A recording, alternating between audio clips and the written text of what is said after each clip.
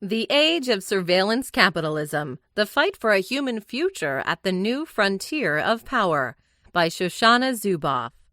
For the larger part of the 20th century, dystopian novels such as Yevgeny Zamyatin's We and George Orwell's 1984 were both modeled after the authoritarian governments of Marxist states and interpreted as sweeping and insightful criticisms of the dangers of communism. Just a few decades after the end of the Cold War, the very same books can be taken as warnings of something far more sinister and more disempowering: surveillance capitalism. Fundamentally anti-democratic, this new economic logic was first identified, named, and elucidated by American scholar Shoshana Zuboff in a series of remarkably prescient articles, the first of which appeared in the pages of the German newspaper Frankfurter Allgemeine Zeitung in 2013. Published in 2019 and clocking in at 700 pages, densely populated with the original concepts and chilling forewarnings, The Age of Surveillance Capitalism is the pinnacle of Zuboff's efforts to understand the perverted logic of 21st century capitalism, and her most thorough attempt to unmask the bloodless battle for power and profit furtively waged by Silicon Valley billionaires against the future of the entire humanity. Get ready for a necessarily brief but enlightening historical outline. The two modernities. Capitalism may evolve in response to the needs of people in a time and place, but people also evolve in response to the new conditions that have been made for them by capitalism. This was something French sociologist Émile Durkheim noticed in 1893, remarking that while to economists the division of labor consists in greater production, to people it is just a necessary consequence of the phenomenon. They specialize not to produce more, but to survive in a new environment. Over many millennia, this mutually reinforcing feedback mechanism resulted in unprecedented economic growth and, more importantly, the advent of the individual. For hundreds of thousands of years, each human life was foretold in blood and geography, sex and kin, rank and religion. But then, thanks to the Industrial Revolution, life stopped being handed down one generation to the next, according to the traditions of village and clan, and it became individualized for great numbers of people as they separated from traditional norms, meanings, and rules. This was the first modernity. As liberating as it was for many people, this new industrial society retained many of the hierarchical motifs of the older feudal world in its patterns of affiliation. People were still given social roles and were expected to suppress any sense of self that spilled over its edges. During the first modernity, as best exemplified in Henry Ford's assembly lines or the factory-like education system of Victorian England, capitalists were interested in collective solutions and not in the growth of self. However, by the second half of the 20th century and the arrival of the second modernity, the self turned out to be all people have. It happened more or less by accident. The practices of mass production capitalism produced unimaginable amounts of wealth, and the threat of totalitarianism inspired democratic and distributional policies that gave hundreds of millions of people access to experiences that had once been the preserve of a tiny elite. Suddenly, Western societies became societies of individuals, and formal laws started acknowledging the sanctity of individual life. Now, many other parts of the world can be described as such. We're not born anymore with fixed roles. Nothing is given to us either. We can renew, renegotiate, and reconstruct anything: family, religion, sex, gender, marriage, career, etc., on the terms that make sense to us. The promise of a third modernity. The second modernity produced a new kind of human being, an individual interested in information. When your destiny isn't fixed and you can become the author of your own life, the more information you have and the better you can translate it into skills and connections, the more you're in control of your own story. This demand for data summoned the internet and the burgeoning information apparatus into our everyday lives. In an unexpected twist, it also helped to enable surveillance capitalism. At the beginning of the 20th century, during the first modernity, Ford didn't need to care about the individual preferences of his customers. The only way he could produce cheap cars was if he produced them for the masses. His famous maxim, "You can have any color car you want so long as it is black," summarizes both the process of mass production but also the undifferentiated psychology of the mass consumer. A century after Ford, Steve Jobs and Apple thoroughly inverted the experience by developing tools that shifted the focus of consumption from the mass to the individual, liberating and reconfiguring capitalism's operations and assets. As revolutionary as it was when it first appeared, a compact disc was still a mass product produced and owned by institutions, containing a specific and definite collection of songs. However, the iTunes platform and the iPod device made it possible for listeners to continuously reconfigure their song lists at will and thus recreate the product they owned in step with their ever-changing individual preferences. Unlike compact discs, and just like people, no two iPods were the same. Just as Ford tapped into a new mass consumption, writes Zuboff, Apple was among the first to experience explosive commercial success by tapping into a new society of individuals and their demand for individualized consumption. Soon enough, new companies such as Google and Facebook brought the promise of inversion to life in new domains of critical importance, rescuing information and people from the old institutional confines, enabling us to find what and whom we wanted, when and how we wanted to search or connect. The subversion of the promise. The Apple inversion promised something utterly new, urgently necessary, and operationally impossible outside the networked spaces of the digital. By customizing the supply, it individualized the demand and ratified our newly discovered feelings that we are not just cogs in a large mechanism, but human beings that matter. For millions of years, producers of goods were indifferent to individual needs. Now, the doors were opened to the possibility of a new rational capitalism able to reunite supply and demand by connecting us to what we really want in exactly the ways that we choose. If history has taught us anything, it's surely that one should fear whenever promises inflate. In theory, communism was supposed to be the most genuinely democratic political system, but in practice, it produced some of the most brutal totalitarian regimes in history. Quite similarly, the promise of a new rational capitalism concerned with the individual and tailored to their needs gave birth to the panoptical tyranny of the Silicon Valley and reduced humans to something less than customers, employees, or even products, namely, to raw material for new procedures of manufacturing and sales. Blame it on neoliberal and libertarian thinkers. In their attempts to discredit the centralized economy of the Soviet Union, many of them, Nobel Prize laureates Milton Friedman and Friedrich Hayek most prominently, heaped effusive and extravagant praises upon the self-regulating market, and even going so far as to misrepresent their predecessors, advocated for a less regulated economy. Under Jimmy Carter and Ronald Reagan, the United States accepted their ideas and, law by law, dismantled the necessary network of institution-integrated measures and policies designed to check the action of the market relative to labor, land, and money.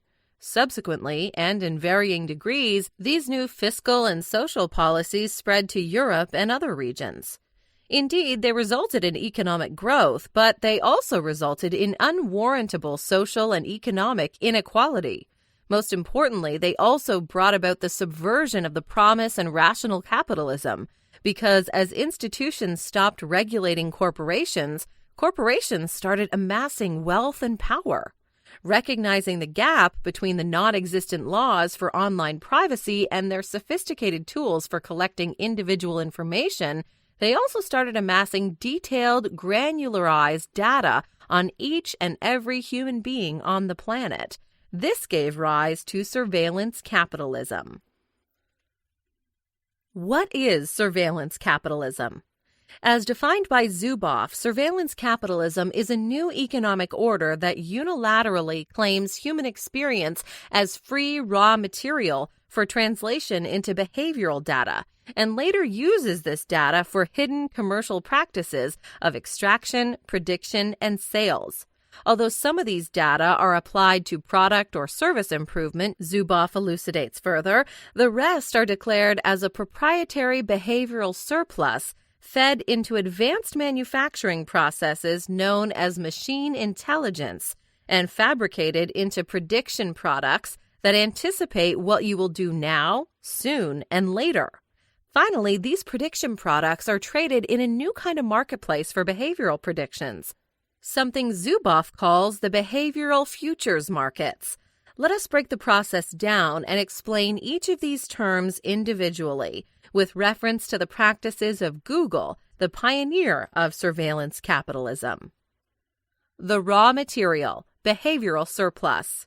Each of your Google search queries produces a wake of collateral data, such as the number and pattern of search items, how a query is phrased, spelling, punctuation, dwell times, click patterns, and location. Google's engineers initially used this data to improve the search results and spur product innovations such as spell check, translation, and voice recognition. However, they neither knew what to do with the waste, the surplus of information, or how to monetize it. Then one day they discovered a way to translate its non-market interactions with users into surplus raw material for the fabrication of products aimed at genuine market transactions with its real customers, advertisers. In other words, they stopped mining behavioral data strictly to improve their service for the users and started mining it with the goal to match ads to their users' interests, which they realized could be safely deduced from the collateral traces of online behavior. Henceforth, Google Ads became the company's main source of revenue and remains so today. In other words, and quite literally, just as the raw material of the Industrial Revolution was coal, the raw material of the age of surveillance capitalism is your behavior. The means, machine intelligence. During the Industrial Revolution, steam engines and trains transformed coal into energy and power. Analogously, during our age of surveillance capitalism, there are specific technologies and techniques that feed on behavioral surplus. Zuboff groups them under the name machine intelligence. The equation is simple. The more surplus Google's machine intelligence capabilities consume, the more accurate their predictions become. Ever since Google's engineers learned how to monetize behavioral surplus, their goal has been more accurate predictions. Gone are the promising days when their objective was to develop a perfect search engine for the greater good of humanity. Now they work for money and power. In the words of Kevin Kelly, the founding editor of Wired magazine, although it seems like Google is committed to developing its artificial intelligence capabilities to improve search, it's more likely that Google develops search as a means of continuously training its evolving AI capabilities. The products, prediction products. With the help of machine intelligence, Google can process behavioral surplus in ways that are of interest to many people. These ways are what Zuboff terms prediction products. Designed to forecast what users will feel, think, and do in the future, prediction products go beyond pure supply and demand capitalism because they allow corporations to evolve in response to future needs. There are many people wealthy enough to pay millions of dollars to know what you're doing, but there are also a few who are willing to pay billions to know what you are going to do in the future. Prediction products are how Google can get away with claiming that it is not selling your personal information to anybody. The truth is, it's not. It's selling predictions, but such that only can be manufactured with the help of its own advanced machine intelligence and only from its own world-historic private hoard of behavioral surplus. The marketplace, behavioral futures. Advertisers were the dominant players in the early history of surveillance capitalism. However, in the same way that Ford's new system of mass production was only incidentally about automobiles, the new prediction systems are only incidentally about ads. In both cases, the systems can be applied to many other domains. Any actor with an interest in purchasing probabilistic information about our behavior and or influencing future behavior can pay to play in markets where the behavioral fortunes of individuals, groups, bodies, and things are told and sold, writes Zuboff. The future is instrumentarian. In capitalism, as we noted in the beginning, products appear in response to needs. However, in surveillance capitalism, rather than working to please you, corporations are using you to earn money. We are no longer the subjects of value realization, writes Zuboff, nor are we, as some have insisted, the product of Google's sales. Instead, we are the objects from which raw materials are extracted and expropriated for Google's prediction factories. Predictions about our behavior are Google's products, and they are sold to its actual customers, but not to us. We are the means to the other's ends. Strictly Kantian speaking, nothing can be less ethical than this. Unfortunately, in the real world, it can. Because, of course, it's not just Google, it's also Facebook and Microsoft and Amazon and maybe one or two others. The competitive dynamics between these companies have led their engineers to find ever more predictive sources of behavioral surplus, such as our voices, our personalities, and even our emotions, and develop even better AI-based models to process them. Eventually, surveillance capitalists discovered something magicians and illusionists have known since the first abracadabra, namely that the best way to predict a person's behavior is to push it in the desired direction. So they started nudging, coaxing, tuning, and herd influencing people's behavior toward profitable outcomes and introduced the world to a new, even more rogue stage of surveillance capitalism.